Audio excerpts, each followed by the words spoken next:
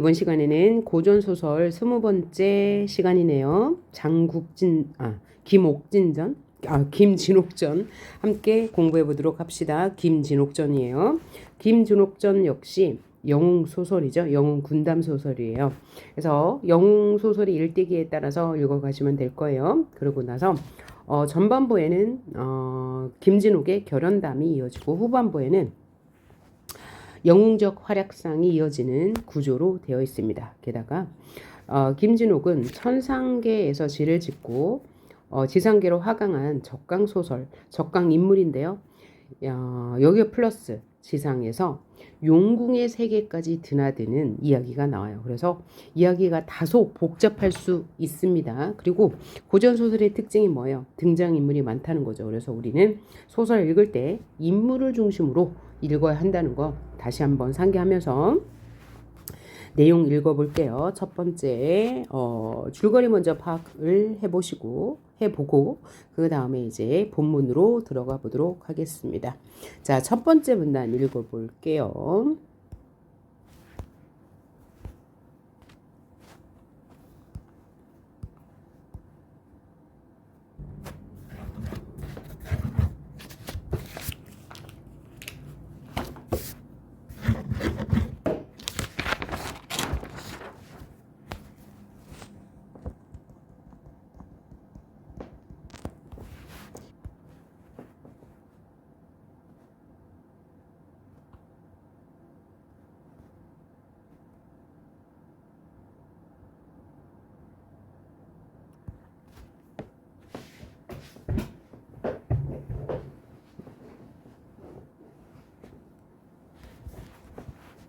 여기서는 정기적 구성이 여기 한 번밖에 없네요. 지금까지 이야기 중에서는요. 한 노인에게서 앞날에 대한 예언을 받고 유승상의 딸 난영을 찾아가 인연을 맺은 후 황성으로 돌아온다라고 했어요.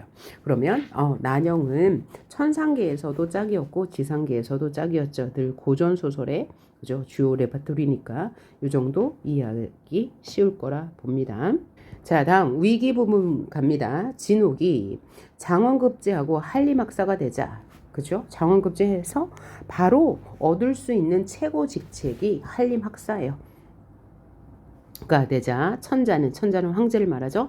진옥을 우양공주와 혼인시키려 했으나 진옥은 난영과 약혼하였음을 밝히고 거절해요. 한편 진옥과의 인연을 부모에게 고백하지 못한 난영은 병이 들어요. 죽음에 임하여 비로소 사실을 고백하자 유승상은 난영의 아버지겠죠. 승상이라는 직급을 가지고 있는 최고의 벼슬아치는 분노했어요. 왜요? 혼인을 약속한 박생이 있었고 이때 당시는 부모의 허락 없이 누구와 연을 맺을 수 없는 그런 분위기였으니까요. 깰 수 없다고 반대하죠. 그러나 유승상의 부인이 이종사촌가 아닌 황태우에게 부탁하여 황태우는 황제의 어머니를 말하죠. 그래서 황태우의 주선으로 진옥과 난영이 혼인하게 됩니다. 왜냐하면 유승상도 황태우의 말을 거역할 수는 없었으니까요. 그래서 결국 김진옥과 윤한영은 인연을 맺었죠. 허나 여기 우양공주가 앙심을 품기 시작하면서 갈등이 시작됩니다.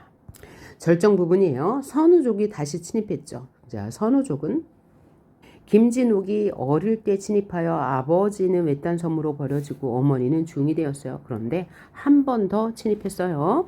자, 그럴 때 진옥은 대원수가 돼요. 대원수는 뭐예요?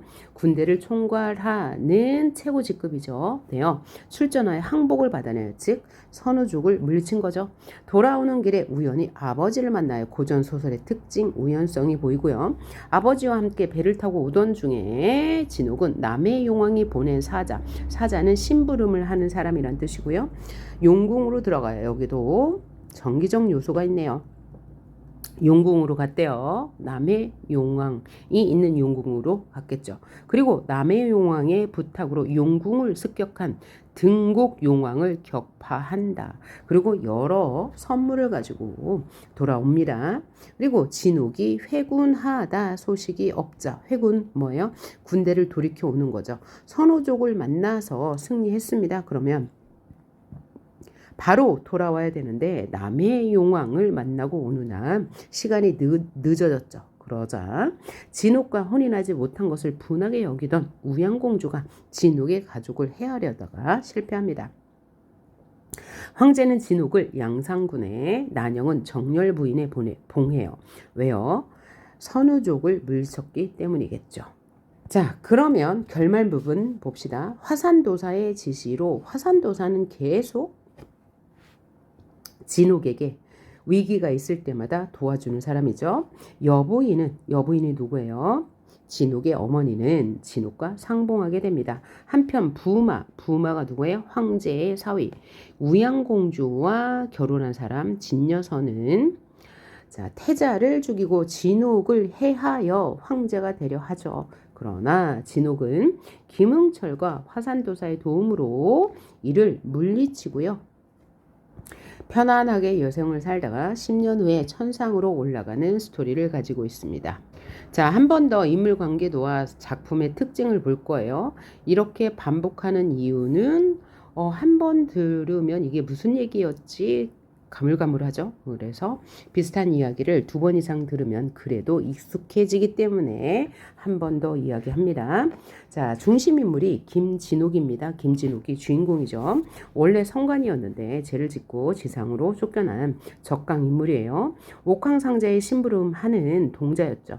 그런데 득제, 죄를 지어서 지상계로 쫓겨난 인물이 되는 거죠. 부모와 헤어진 이유는 선우족의 침입 때문이었죠. 화산도사에게 수학, 뭔가 돛을 배워서 장원급제한 후에 선우족을 물리치고요. 그 중간에 윤한영을 만나죠. 어느 노인의 예언을 받고 윤한영을 만나서 인연을 맺게 돼요. 유승상의 딸인 윤한영은 부모의 허락 없이 인연을 맺었기 때문에 원래 정혼자가 있었죠. 바로 박생이었습니다. 그 때문에 윤한영은 유승상과 갈등하게 되다가 거의 죽을 지경에 이르러서 유승상의 부인의 이종사촌인 황태후의 도움으로 결연하게 되죠. 화산도사는 김진옥에게 위기가 닥칠 때마다 도움을 주는 인물이에요. 김진옥에게 무예와 학문도 가르치고요. 남의 용왕은 서로 도움을 주고받죠. 김진옥이 선우족이 재침했을 때 물리치고 아버지와 함께 돌아오는 길에 남의 용왕의 부탁을 받아 용궁으로 가게 되고 그 용궁에서 남의 용왕을 습격한 등극 용왕을 격파하게 되고요. 이 남의 용왕은 위기에 처한 김진옥의 가족들을 구해주게 되죠.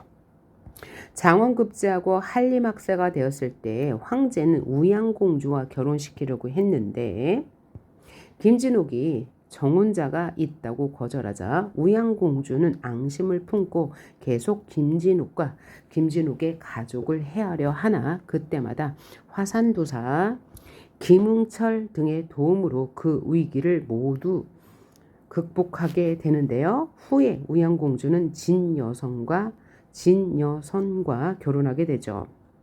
그 후에도 우양공주와 진여선은 모반을 꾸며요. 그래서 황제의 자리를 차지하려고 하나 모두 실패하게 되죠. 작품 포인트를 보면서 전체 내용 한 번 더 정리합니다. 자, 이 소설은 조선 후기 명나라를 배경으로 작자 미상의 소설입니다.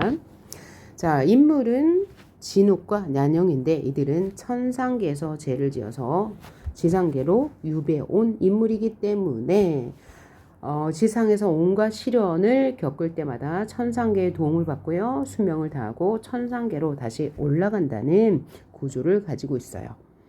작품 전반부에서는 진옥과 윤한영의 결혼담이 이어지는데 이때 진옥과 천자는 갈등 관계에 있죠. 왜냐하면 이 천자, 황제가 공주와 결혼시키고자 했으나 진옥이 정혼자가 있다고 거절하죠. 그래서 갈등하게 되고요. 유승상은 윤한영의 아버지로서 진욱과의 결혼을 반대해요. 왜냐하면 정혼자가 있었기 때문이겠죠. 후반부에서는 어떤 갈등이 있었습니까? 진욱과 선우족이 전쟁을 치르죠. 그러나 진욱이 선우족을 물리치고 돌아오던 중에 남해 용왕의 부탁으로 등곡 용왕을 물리치게 되죠. 후에 우양공주가 앙심을 품고 진욱의 가족을 해하려 하고 게다가 황제의 자리까지 빼앗으려 해요.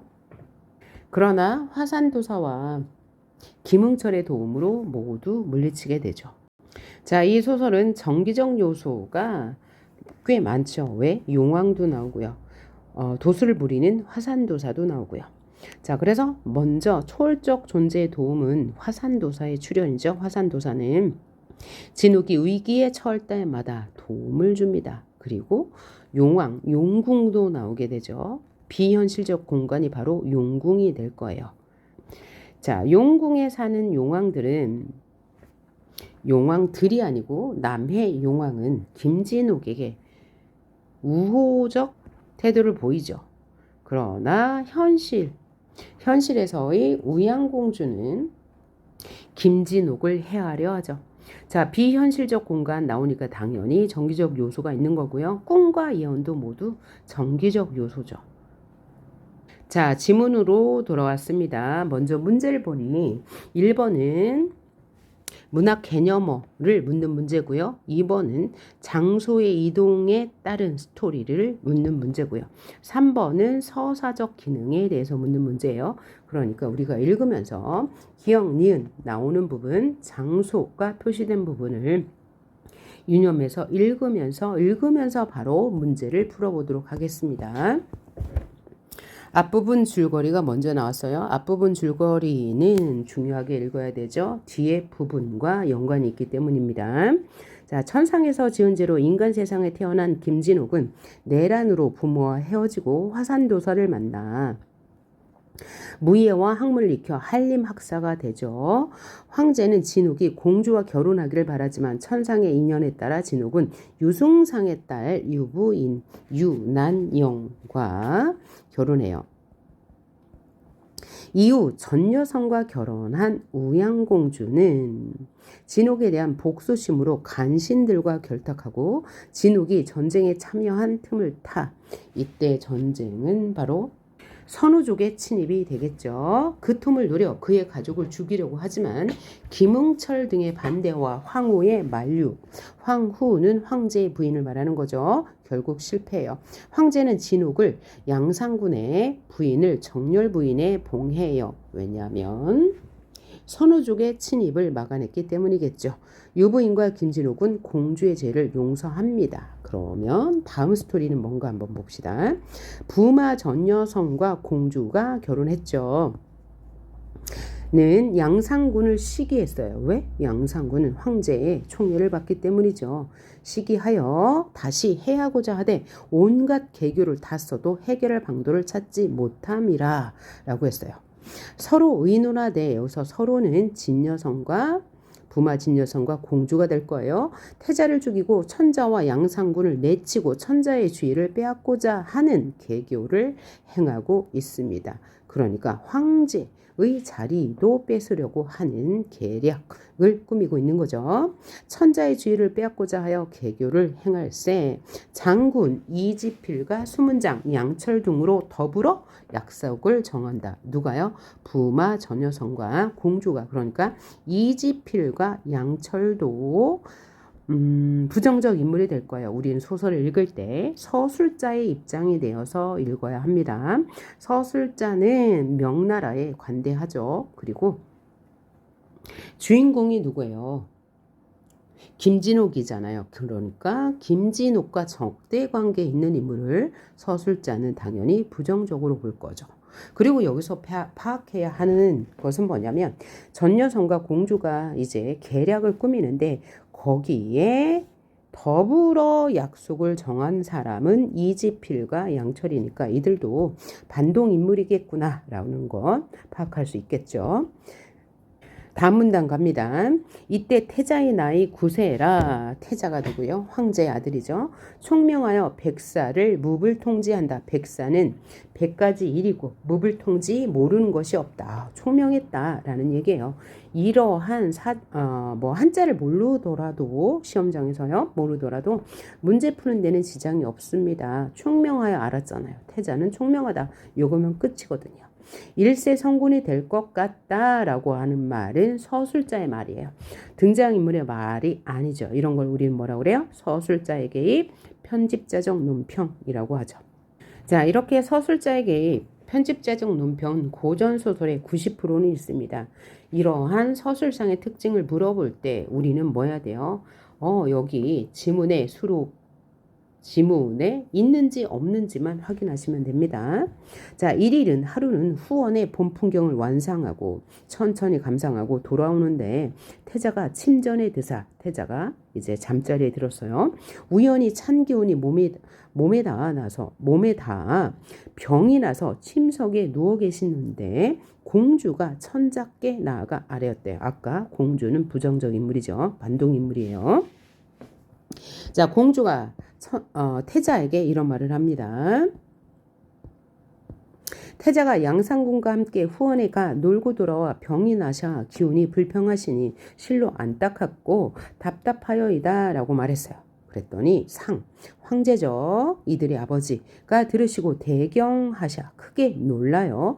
양상군을 청하여, 여기서 양상군은 우리의 주인공 김진옥이 되겠죠. 자, 앞부분 줄거리에서 김진옥을 양상군에 봉했잖아요. 그죠? 청하여 태자의 병을 의논하고 있는데 공주가 태자궁에 이르러 문병하고 모셔 있다가 시녀가 탕약을 올리려 하거늘 공주가 받아가지고 들어오며 미리 독약을 몸에 지녔다가 빨리 내어 탕약에 타가지고 들어와 태자께 드렸대요.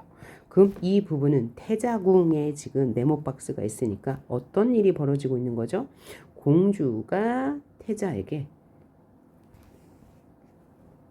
독약을 몰래 타서 탕약에 섞어서 태자를 먹이는 장면이 있는 거죠. 그랬더니 태자가 드시려 하다가 양냄새 심히 독한 듯하니 먹을 길이 없는지라. 여기까지 보면 태자가 탕약을 먹었는지 안 먹었는지 모르는 거예요. 그리고 중약이 나왔습니다. 자, 공주가 가만히 신복을 불러. 신복은 뭐예요? 자신의 뜻대로 할 수 있는 사람, 즉 공주의 입장에선 충성스러운 사람이겠죠. 을 불러 경화문 밖에 이지필과 양철을 매복하였다가, 자, 우리가 여기에서 이지필과 양철이 어떤 인물인지 한번 확인해 가야 되겠죠. 매복하였다가 양상군이 나가거든 내달아 배라 했어요. 그러니까 이지필과 양철도 공주와 함께 행동하는 부정적 인물이구나 라고 알 수 있고요. 앞부분에서 명령하는 부분에도 나와 있으니까 인물 파악할 수 있겠죠. 다 부정적 인물입니다. 세모친 건 다 부정적 인물이에요. 하였다가 양상군이 나가거든 내달아 배라 하고 양상군을 뵐 계책. 한편으로는 모든 간신에게 알리되 이 간신은 공주에게는 한편이고 서술자에게는 간신인 거죠. 서술자는 누구의 입장입니까? 바로 주인공 김진욱의 입장에 김진욱을 긍정적으로 보는 거죠. 알리되 이제 태자가 약을 먹었으니 분명 죽을지라 오복루에 북을 울리며 모든 신하가 들어올 것이니 불문곡직하고 다 베라. 불문곡직은 전후사정 묻지 말고 다 베라 고 얘기한 거예요. 그러니까 완전 대반란이죠. 그죠? 들어오는 사람마다 다 배라고 했으니까요. 난리가 난 거예요. 하고 공주가 급히 천자 침전에 들어가. 천자는 황제예요. 공주의 아버지겠죠. 황망히 아래되, 급하게 아래되 태자가 병세 의중하시니 신첩이 너무 황공하나이다 라고 아뢰면서 하고 나와 부마를 청하여 귀에 대고 개교를 가르쳤어요. 이렇게 하세요 라고 가르치니 부마가 기꺼이 양상군을 보고 하는 말이 내 들으니 정렬 부인이 만삭에 위태하여 만삭에 낙태하여 의굽하다 하더이다. 이건 뭐죠? 계책이죠. 위에서 뭐라고 했습니까? 정렬 부인에 봉했다고 했어요. 그러니까 이 정렬 부인은 진옥의 아내라는 것 알 수 있고요. 우리가 여기서 지금 네모 박스 하나 봤죠? 경화문 밖. 그죠? 경화문 밖에서 무슨 일이 있었습니까? 자, 공주가 경화문 밖에서 자신의 신복들을 냅두고 매복하였다가 양상군이 나오면 내달아 뵈라 라고 말했죠. 그 다음에 위에 네모박스 쳐져 있는 태자궁에서는 무슨 일이 있었습니까? 자, 공주가 천자께 아뢰기를 태자가 몸이 불편합니다 라고 말하자 황제가 양상궁과 함께 태자궁으로 가죠. 그리고 이때 공주가 독약을 타서 태자에게 먹이려 하고 있어요. 그러면 이 두 장소에 대한 문제 아까 봤죠? 풀어보도록 합니다. 문제 2번입니다. 적절하지 않은 것을 고르세요 라고 했는데 주요 공간과 관련 인물을 구조화한 것이래요. 자, 태자궁엔 주인공과 적대자, 공주가 있었죠. 자, 주인공과 적대자는 대립관계죠. 그리고 주인공과 조력자, 적대자와 동조자는 각각 협력관계래요. 자, 그러면 선지를 보면서 판단해 봅시다. 1번 태자궁에서 주인공인 양산군 즉 김진옥은 태자의 죽음을 알게 된 후 A로 이동하게 된다 라고 했는데 여기서요 태자의 죽음을 알게 되었다고 하는데 아직 태자는 죽지 않았죠.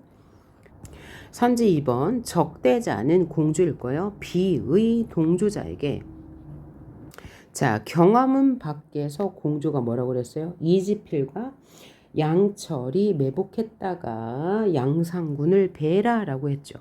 그러니까 동조자는 이지필과 양철이 될 거예요. 에게 부마의 죽음을 막기 위해가 아니죠.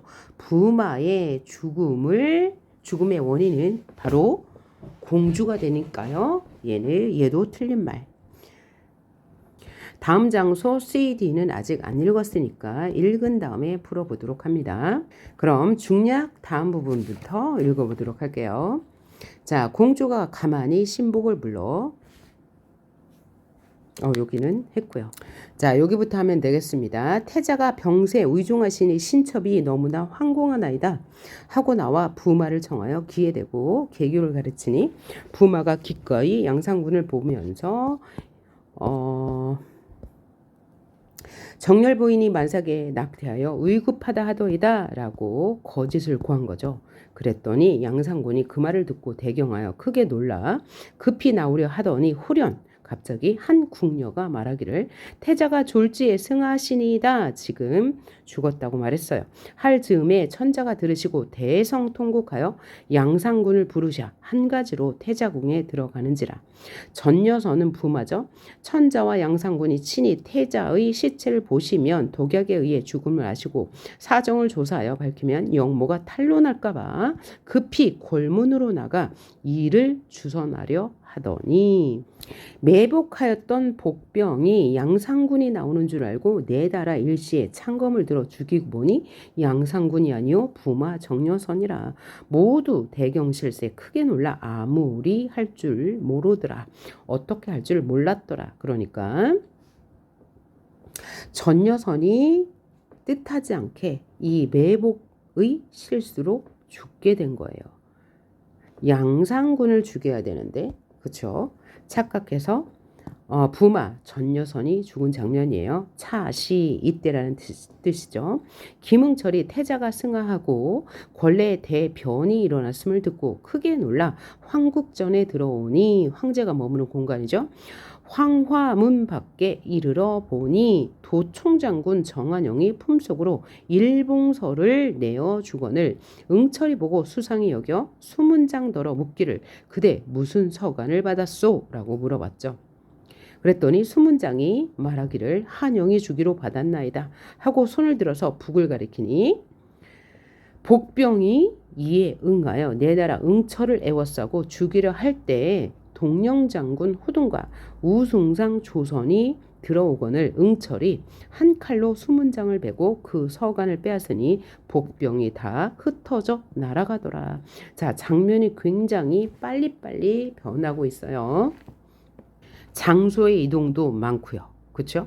자, 그럼 여기서는 지금 어떤 장면입니까? 여기가 지금 황화문 밖이에요. 황화문 밖에서 어떤 일이 있어요? 김응철이 태자가 승하했다는 소식을 듣고 급히 황국전에 들어왔는데 황화문 밖에서 정한영이 수문장에게 편지, 봉서를 전하는 장면을 보고 그것을 달라고 했는데 그 순간 북을 가리키니까 수문장이 북을 가리키니까 복병이 달려들어서 김응철을 죽이려 하자 김응철이 잽싸게 수문장을 죽이는 장면이었습니다. 그러면 황화문 밖에 대한 문제를 풀어보겠습니다. 황화문 밖. 자, 문제 2번에 선지 3번이에요. 조력자는 태자의 죽음에 대한 소식을 듣고 여기서 조력자는 바로 김응철이 되는 거죠. 주인공과 조력자. 적대자와 동조자. 그러면 여기서 동조자는 수문장과 복병이 되겠죠. 소식을 듣고 있거라 하지만 시에서 기다리던 동조자 수문장과 복병에 의해 위기를 맞게 되나 죽음은 면하죠. 그러니까 얘는 맞는 말이 될 거고요. 다시 본문으로 들어왔습니다. 자, 응철이 그 서간을 양상군께 드렸어요.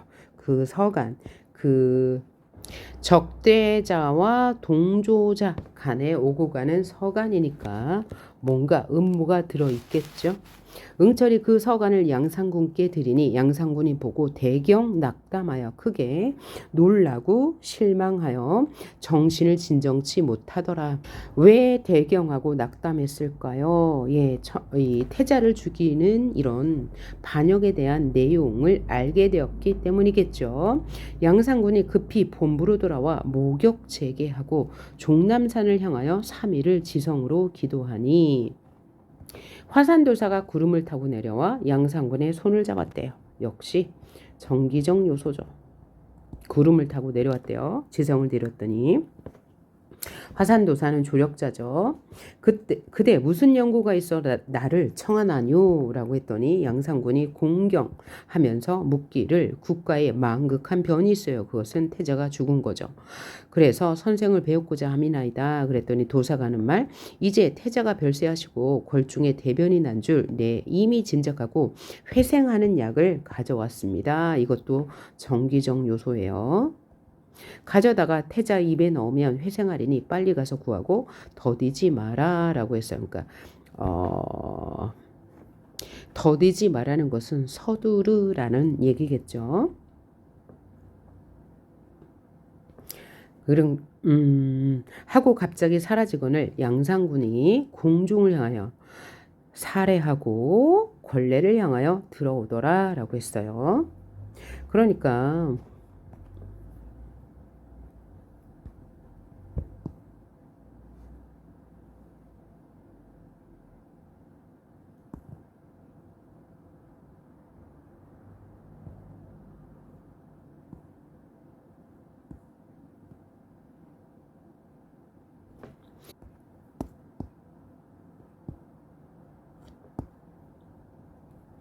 이때라는 얘기죠. 이때 공주가 태자를 독살하였으나 부마가 죽고 의논할 사람이 없어서 정이 답답하더니 공주가요. 일개 하나의 계략을 생각하고 권례에 들어가 울며 상께 황제에게 아뢰니 양상군을 성상이 태상같이 믿으시나. 성상은 바로 아버지를 말하는 거죠. 신첩이 자세히 듣자오니 양상군이 환자로 더불어, 환자는 넷을 말하는 거고요. 동무하여 함께 동조하여 먼저 태자를 독살하고 천자의 지위를 도모하다가, 즉 반역을 도모하다가 부마가 알고 들어오매 황상께서는 미처 범하지 못하고 먼저 애매한 부마를 했습니다 라고 말했어요. 그랬더니 황제가 말하기를 네 어찌 그 진위를 자세히 아느냐라고 물었더니 공주가 체읍하며 울면서 말하기를 도총장군 한영이 그 말을 하더이다 라고 했어요. 아까 도총장군 한영은 무엇한 인물입니까? 바로 수문장에게 봉서를 전한 간신이죠. 그렇죠? 즉 공주의 동조자인 거죠. 그랬더니 상이 진노하셔 화를 내며 급히 한영을 잡아들여 엄히 국문하시니 한영이 아래는 말이 또한 공주의 말과 조금도 다름이 없는지라. 왜냐하면 둘은 한편이니까요. 상이 크게 의심하시더니 김응철이 아뢰기를 공주가 태자천하를 독살하여 승하시게 한 후에 모역하려다가 모반하려다가 반역하려다가 성사치 못하고 하늘이 무심치 않으사 반수기양하옵고 죄를 남에게 돌려보내려 하여 무죄한 양상군을 모함하니 공주를 바삐 국문하셔 그 간상을 조사하여 밝히옵소서. 자, 그러니까 이때 김응철이 사실을 황제께 아랜 거죠. 이것은 공주의 계략이다 라고 말한 거예요. 반수기양은 남에게 재앙을 입히려 하다가 도리어 자신이 재앙을 받았다라는 얘기죠. 그건 무슨 이야기를 하는 거예요? 공주가 양상군을 죽이려다가 오히려 부마인 진여선을 죽이게 되었다라는 이야기를 한 거예요. 그러니 공주를 바삐 국문해서 그 간사한 모양을 밝혀달라라고 이야기한 거죠.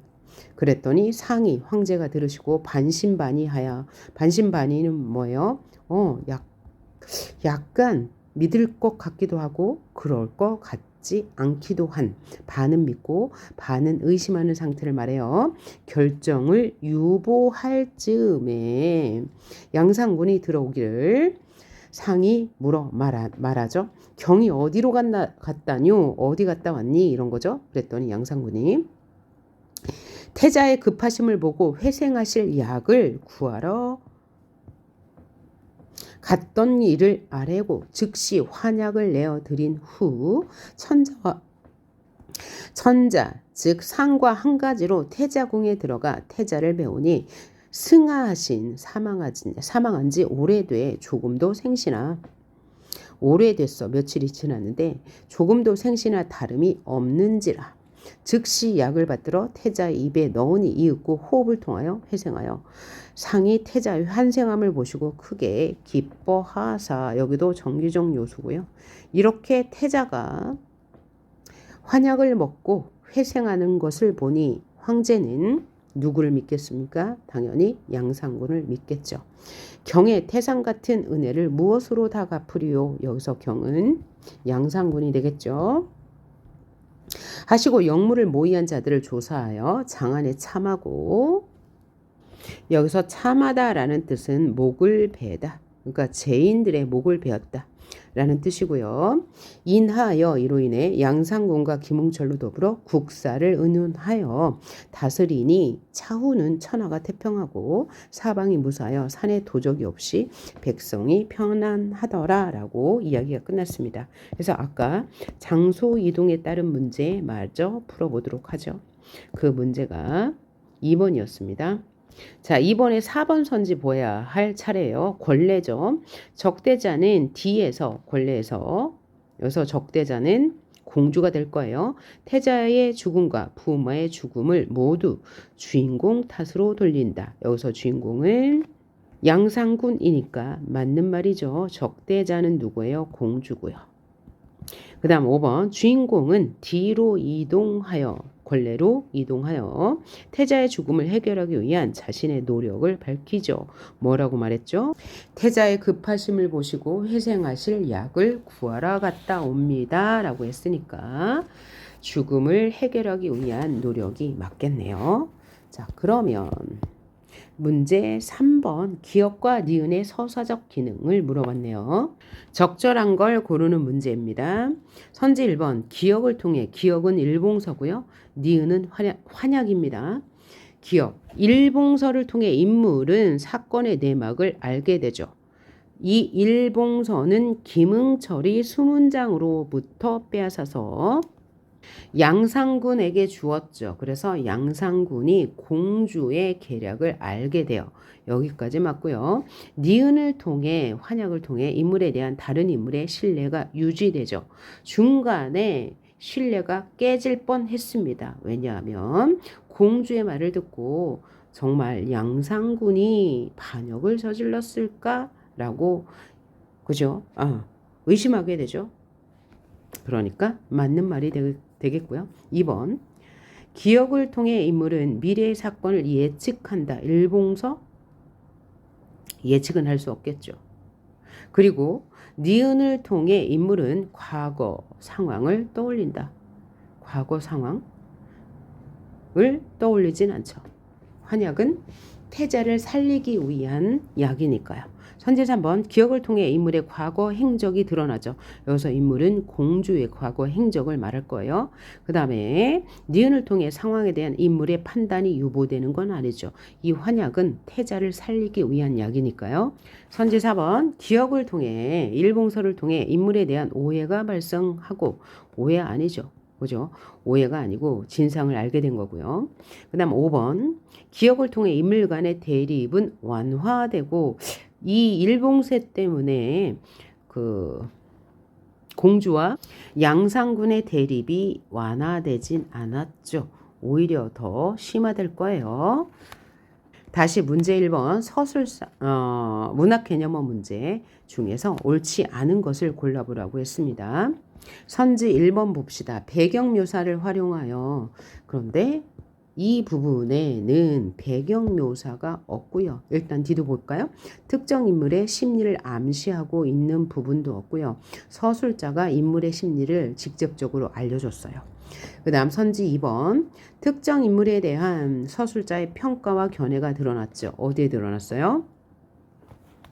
태자의 나이 구세라 일세 성군이 될지라 라고 했으니까 서술자의 개입, 서술자의 평가 맞죠? 3번 빈번한 장면 전환을 통해 빈번한 장면 전환이 있었어요. 차시 이때 뭐 했다 이때 뭐 했다 그러면서 장소가 변했죠. 그것이 바로 상황이 변한 거니까 장면 변환 맞고요. 서사를 빠르게 진행시키고 있죠. 이야기의 흐름이 빨라요. 맞는 말. 선지 4번 대화를 통해 악인의 교활한 면모를 뚜렷이 드러내고 있다 라고 했는데 태자에게 독이 든 탕약을 먹인 공주가 천자에게 태자가 병세에 의중하시니 신첩이 너무 황공하나이다 라고 말했죠. 이 부분에서 공주의 교활한 면모를 엿볼 수 있네요. 5번 동일한 사안에 대한 두 인물의 상반된 진술 뭐가 나왔죠? 바로 양상군에 대한 공주와 김응철의 진술이 상반되었죠. 공주는 양상군이 태자를 독살하고 천자의 지위를 도모하고 있다라고 말했고 김응철은 공주가 태자 전하를 독살해서 승하하시게 한 후에 모욕하려다가 이렇게 말했으니까 맞네요. 자, 그래서 오늘은 김옥진전에 대해서 공부해 봤는데요. 우리 고전소설 20편을 했는데 스토리 구조가 다 똑같다는 것 여러분이 느끼셨을 거예요. 그래서 고전소설도 이 정도 풀면은요. 다른 어떤 소설이 나와도 흔들리지 않고 잘 풀 수 있을 것이라고 생각합니다. 고전소설은 스토리가 비슷하고 주제도 비슷해요. 상황도 비슷하고요. 그래서 영웅소설은 이런 구조를 지니는구나 알았다면 충분히 학습이 될 것입니다. 이 학습은 여러분이 시험기간 될 때까지 계속 하도록 하겠습니다. 왜냐하면 모의고사에서 어떤 소설이 나올지가 모르죠. 그래서 그냥 한 번씩 들어둬도 큰 도움이 될 테니까 요 파일은 계속 듣기로 하고요. 그리고 다음 시간에는 방한림전 함께 공부해 보도록 할게요. 수고하셨습니다.